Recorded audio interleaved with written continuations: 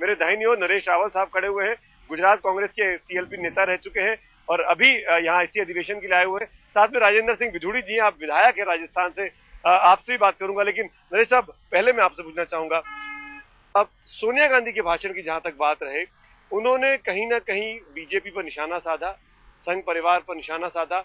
आपको लगता है कि कांग्रेस पार्टी क्या इस बात को मानती है कि सबसे बड़ी चुनौती अगर आने वाले दिनों में चुनाव को देखते हुए अगर आ रही है तो बीजेपी की तरफ से आएगी, और तब आएगी क्योंकि नरेंद्र मोदी को वो तैयारी कर रहे हैं, प्रोजेक्ट कर रहे हैं कि आप गुजरात से आते हैं, इसलिए मैं आपसे सवाल कर रहा हूं। मुझे नहीं लगता है कि बीजेपी की तरफ से कांग्रेस को चुनौती है, क्योंकि बीजेपी खुद अपने आप में बिखरी हुए है, उनमें बहुत लड़ाई झगड़ा है।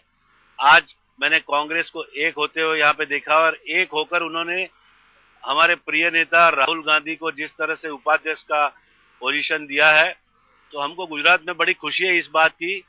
क्योंकि पिछली बार जब राहुल जी गुजरात के चुनाव में आए थे, तब उन्होंने बताया कि जब मैं कोई फैसला लेता हूं अपने काम के लिए तो मैं ये सोचता हूं, और उन्होंने अपनी सोच किस नेता से वो इन्फ्लुएंस है वो बताया गुजरात वालों को, कि मेरी सोच गुजरात के महात्मा गांधी की सोच से इन्फ्लुएंस है, और मैं जब भी कोई आम फैसला लेता हूं लोगों के लिए देश के हित में लूंगा, तो मेरी सोच महात्मा गांधी की सोच से इन्फ्लुएंस है। तो मुझे पूरा विश्वास है कि हमारे नेता राहुल जी अगर गांधी जी के पद चिन्हों पर चलेंगे तो जरूर देश को और कांग्रेस को आगे ले जाएंगे। राहुल गांधी का जिक्र हुआ, अंजना, ये बताना यहाँ पे बेहद जरूरी है।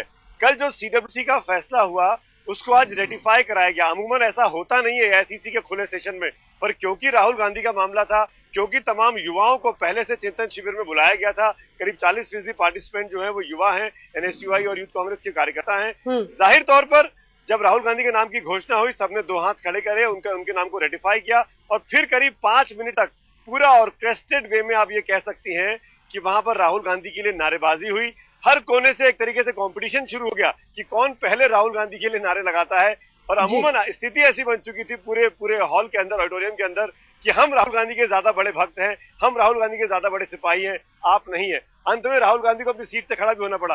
बिधूड़ी जी एमएलए है, राजस्थान से ही है, यंग है। बिधूड़ी जी, आपको लगता है राहुल गांधी को कमान सौंपने से पार्टी का कुछ भला होने वाला है? राहुल जी को कमान सौंपने से बहुत भला होगा, क्योंकि देश का जो नौजवान है, भारत नौजवान का देश है, तो राहुल जी के आदर्शों को लेके जो उन्होंने एक व्यवस्था बदलने की बात की है, जो राजीव जी ने 1984 में 85 के बम्बई अधिवेशन में शुरुआत की थी कि जनता तक सीधा पैसा जाना चाहिए, उसकी शुरुआत सोनिया जी और राहुल जी ने और मनमोहन सिंह जी ने की है।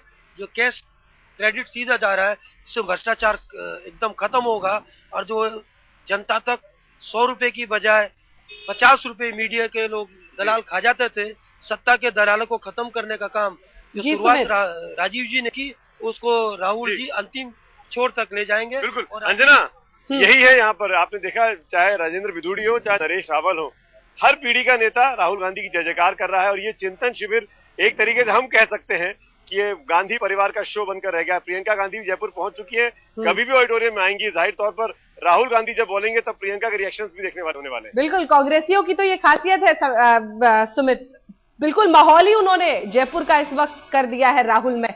बहुत बहुत शुक्रिया। तो जाहिर तौर पर जो आपके साथ कांग्रेसी खड़े थे वो भी उसी राग में चल पड़े।